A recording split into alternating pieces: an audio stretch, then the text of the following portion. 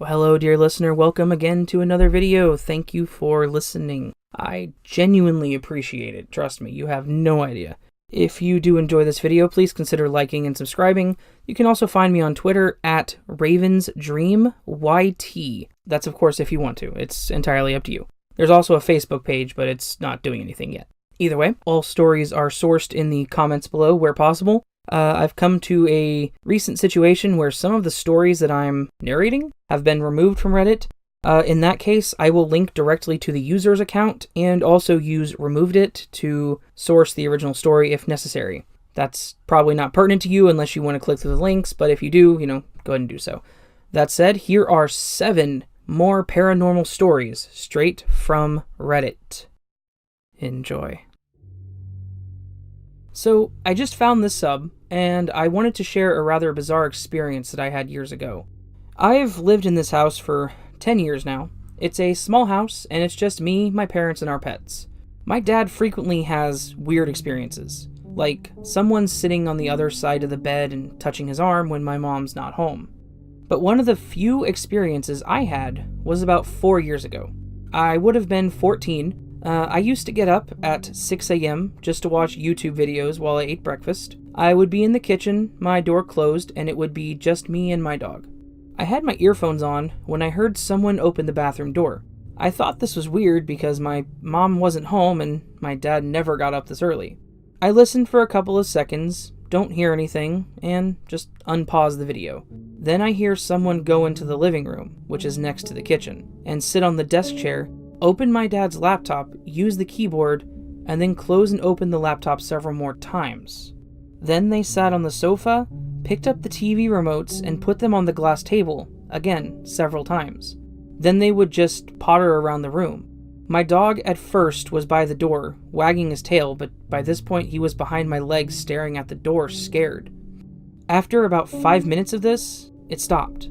After my breakfast, I opened the door and there was nobody there.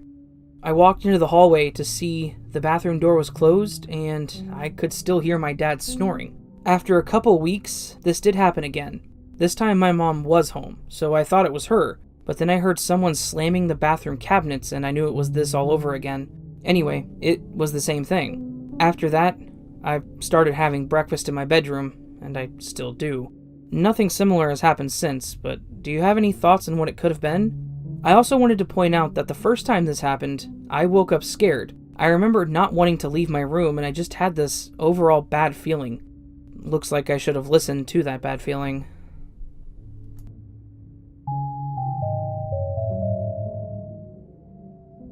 This literally happened to me only a few minutes ago, and I'm still standing outside in my pajamas because I am too scared to go back in the house. Sorry for any errors, I'm typing this and trying to calm myself down. Quick background. I live in an old house, and have been here for about 2 years. Since I moved in, loads of stuff has happened to myself, my other half, and just other people who have visited or stayed over. Things like being touched, footsteps, things moving, falling over, lights turning on and off, shadows and voices. So many things that have made me want to move out, but I'm flat broke and I cannot afford to. There is nobody but me in the house right now, and I'm just hanging up some washing in the utility room. I pick up the laundry basket and get halfway through my kitchen when I hear a noise behind me in the utility room. I don't know how to describe it other than a deep, growling scream kind of thing. It was so strange and loud, and I have never in my life heard anything like it. I wish I could explain it better, but I just don't know how. It was such a weird and scary noise. I just kind of froze like a deer caught in headlights. I spun around and stared at the door and walked backwards until I backed into my front door and then ran out into the garden, and now I'm sitting here half ashamed for running away and terrified of whatever the hell I'm dealing with in my house. And I'm horribly aware that I'm alone here for another 8 hours. I think I'm gonna have to go investigate now, if I can remember how to breathe again. But yeah, so just wish me luck.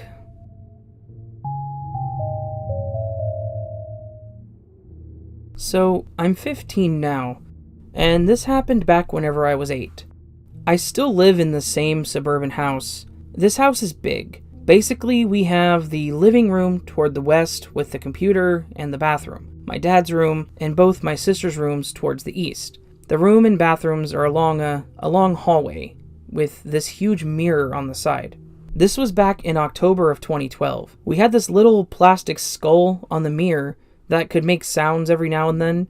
My sister and mom were on the computer doing something, and I had to go to the bathroom, and naturally, being an 8-year-old, I ran. Then, out of my dad's room peeked something which I could only describe as the Grim Reaper holding that little skull. I froze. I wasn't looking in the mirror, but I think the mirror skull disappeared. It then threw it at me. It landed near my oldest sister's room toward my right. The Grim Reaper lookalike then just disappeared like that, and so did the skull on the floor. Only a split second later, the real skull on the mirror fell. It landed in the exact same place as the fake one. I don't remember what happened next.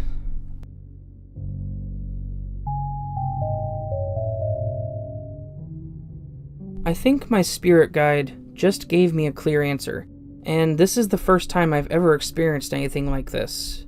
So, I really wanted to start getting in contact with my spirit guide, but I wasn't entirely sure how to do so. The other night before bed, I said, "Spirit guide or guardian angel, I am open to you communicating with me in any way and all ways. I'd like to know your name. You can tell me in a dream tonight." Sure enough, they told me their name was Pearl in my dream. I felt kind of skeptical that it just happened that easily for me on my first time. I kind of wrote it off as my brain dreaming because I was thinking about it before bed, and because the name Pearl really does sound like a name that my head would make up for an angel or something like that. Well, here's where I started to think otherwise. Today my dad gave me a pin with a pearl on it. This was a pin he found at the thrift store. I hadn't mentioned anything about my dream, or that I wanted to know my spirit guide's name. He found 2 of them, and he gave the second one to my mother. I think the pearl pin may have been her sending me a sign that it wasn't just my brain dreaming it, and running off with my half-asleep thoughts. I'm also wondering if this isn't just a coincidence. She may also be my mother's angel or spirit guide, since my father found 2 of them and gave one to each of us. But I really don't know if spirit guides or guardian angels take on multiple people. I'm not really sure what to think of it. I could be making this into something much larger than it is. I want to ask again before bed tonight to tell me their name, but I don't want them to feel like I'm not really being open to them, just in case the pin was that confirmation. I'm new to all this, and I'm the kind of person that needs to get the same answer twice to believe it.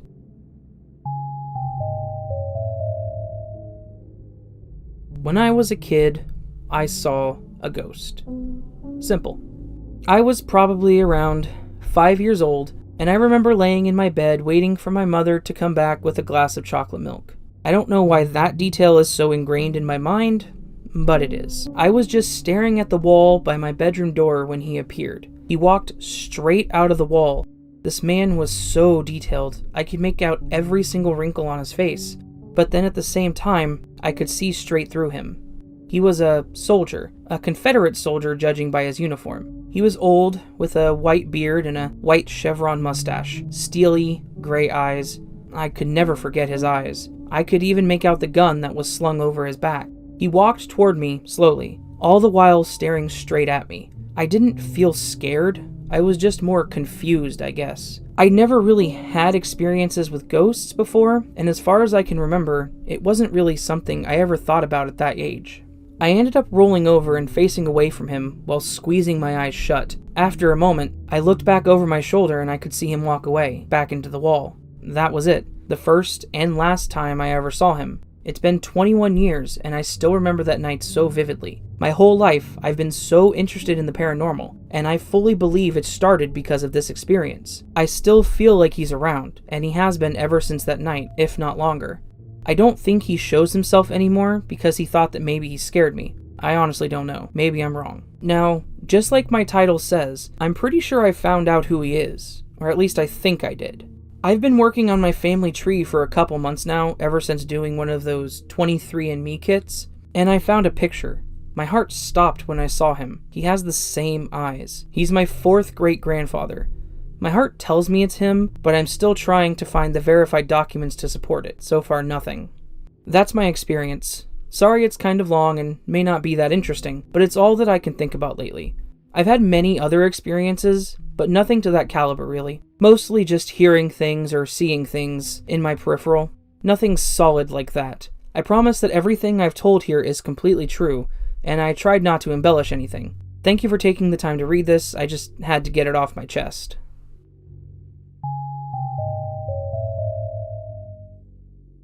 This next story, the user included an Imgur album of photographs that I will go ahead and put on the screen during the story. I just wanted to let you guys know that that's what's going on during the story. All right. Hello, my daughter suggested that I join your site, so here is my story. I lost my very brilliant, witty, overachieving son to opioids almost 5 years ago. He was extremely intelligent, high IQ, a gifted student who graduated college in 3 years. He was self-sufficient with a great job who had a very dark, terrible secret. He became addicted to OxyContin pills in college and managed to hide it for 4 years. His name was Andrew. He was an atheist, he didn't smoke, and he rarely drank. I found out about his addiction just 5 weeks before his death, and I was able to get him into treatment. He would only stay there for 11 days, and I was with him at his apartment the last 6 days of his life. On November 10th, 2014, he gave me 2 red roses, because you deserve these, Mom. And then I dropped him off at an AA meeting. He did not go to the meeting. He was found 45 minutes later, unresponsive, in a PetSmart bathroom with a needle in his arm. Since his death, and I cannot remember exactly when it started, I have had roses come into my life time and time again in many different forms. I moved to Portland, the Rose City. I adopted a cat. She was already named Rosie. I decided to start photographing 2 roses, which appear frequently. And I swear if anyone could figure out how to reach beyond to the other world, it would be my brilliant son. They appear randomly and also on important dates, such as his birthday, my birthday, Mother's Day. For example, on his birthday in 2016, I was at a thrift store the night before, feeling sad and like a loser really. I had lost my beautiful son to drugs. I frequently beat myself up over this. As I was leaving, I saw 2 red roses in a glass display case. It stopped me in my tracks, and as I looked at it, I saw a little note. Pull my pin, close to you. It was a music box. As I wound it up and pulled the pin, it played Close to You by the Carpenters. On the day that you were born, the angels got together and decided to create a dream come true. A song about a birthday. Of course I bought it.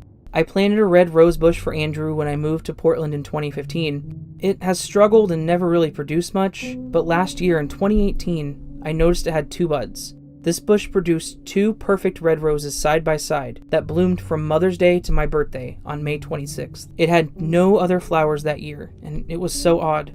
My other roses had dozens of blooms.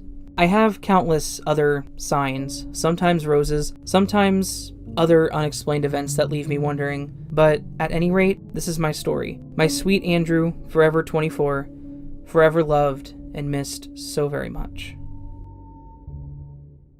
I know I've never done this on a story here, but I want to say to this person, I'm very sorry for your loss, and I'm very happy that you do get these sweet signs in your life, because that's just, it's just honestly beautiful.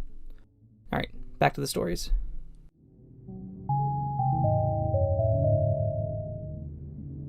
You know how when someone discusses a loved one passing, they talk about the signs, the premonitions, and the presents? I lost my dad just a couple weeks ago, and I had all of these. Just 2 weeks before his passing, I visited him and we had a big family get-together with dinner. My dad and I had a difficult relationship in some ways because he liked to keep pretty isolated, or maybe it was that I didn't visit enough. I'm not really sure which one now. Anyway, at this visit, he had gotten a haircut and a shave, and he had looked healthier and more presentable than he had in at least 2 years.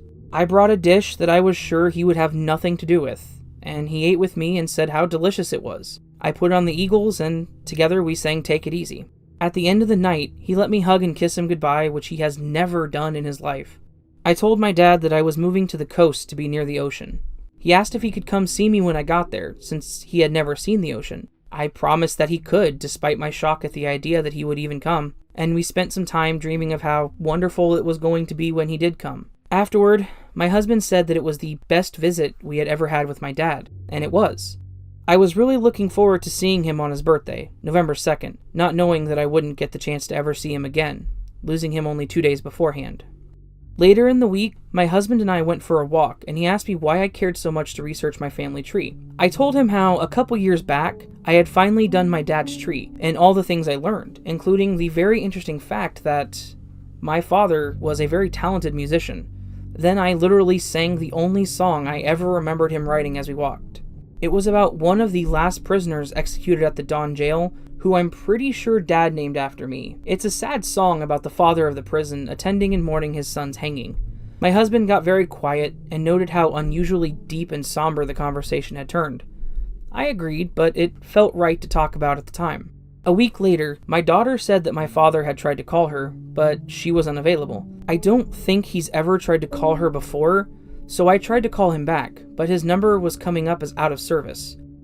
I have no explanation for how this could have occurred within 30 minutes of him calling my daughter. I had a bad feeling, so I tried to call my mom, who is his ex-wife, but he was still good friends with her, and she lived close by. No answer. I told myself to let it go and stop worrying. Early Halloween morning, my husband was up late as usual, working on some papers at a local cafe. I woke up at 12:24 a.m. and anxiously called him, asking him where he was and when he would be back. He accused me of behaving strangely and said he was where he always was, and he would be back soon. I woke up again at 1:50 a.m. after what could be described as a panic attack, and called him again to discover he was downstairs in our house. I was disoriented, and he once again accused me of acting very weird. I wrote it off and went back to sleep. Barely remember anything of it by morning. This has honestly never happened. The following day, I had scheduled off work for an appointment, which turned out to be very lucky, because I was still in bed instead of being at my desk 90 minutes away, where I normally would have been when my brother called me and told me that Dad had died the night before. I left quickly with my husband to go where my dad and family live. In the car, I started crying. My husband gently asked me what I was thinking about, and I said, "When I woke up and called you last night, I can already tell you that's when he went." I was right. We got there and learned that Dad died 12:25 a.m. Halloween morning.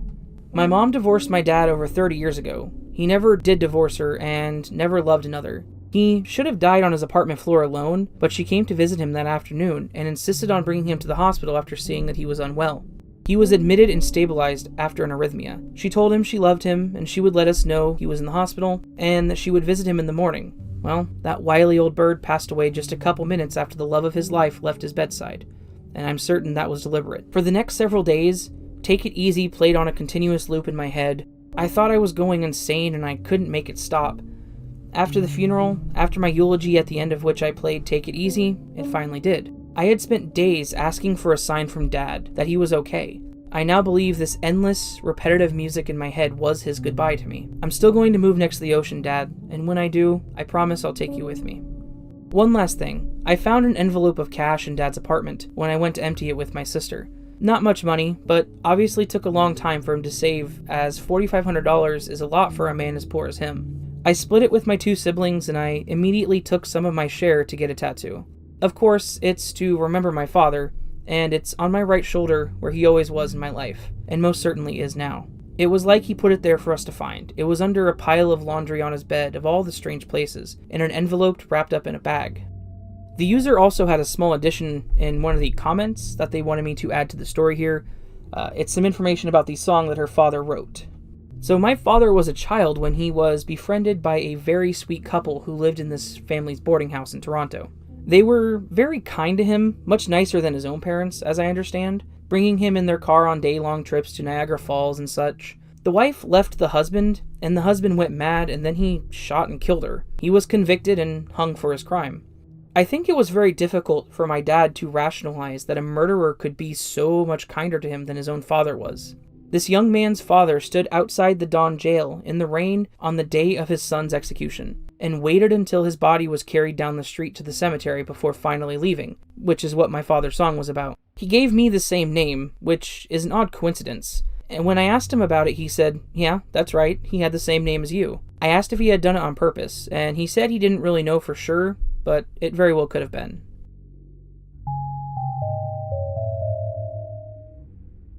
Well, that may have been the most emotional set of stories that I have ever read in my entire life, and I'm sorry if I caused any of you to get teary-eyed. I know that I kind of choked up on the last two there. Yeah, so if you can still see and your eyes aren't flowing with tears, please do consider subscribing to the channel, as I will continue to narrate stories that I find as long as I possibly can. If you did enjoy the video, please consider liking it and leaving a comment. I would love to hear from you. That said, I hope you are having a fantastic day, and you continue to have a fantastic day. And I'm just stretching out the outro for no apparent reason at this point, so I'm going to say goodbye in 5, 4, 3, 2, 1. Goodbye, and sleep well.